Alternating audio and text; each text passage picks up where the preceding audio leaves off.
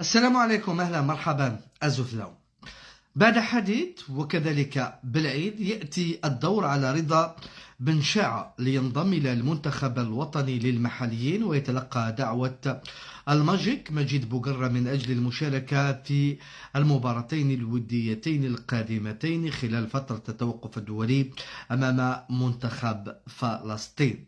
كما قلت، رضا بن شاع هو ثالث لاعب من شبيبة القبائل يتم استدعائه إلى المنتخب الوطني للمحليين. بعد تألقه الموسم الفارط وبداية هذا الموسم. بالعيد دخل من دون مقدمة مع شبيبة القبائل وعنده خبر وكان لاعب دولي أيضا سابق، ولكن رضا بن شاع ربما ما يفعله هو مفاجئ بالنسبة للكثير. الكثير كان يتوقع أن يكون مدني وكذلك بالعيد في محور دفاع شبيبة القبائل، ولكن إصابة مدني خلت رضا يفرض نفسه مع الشبيبة.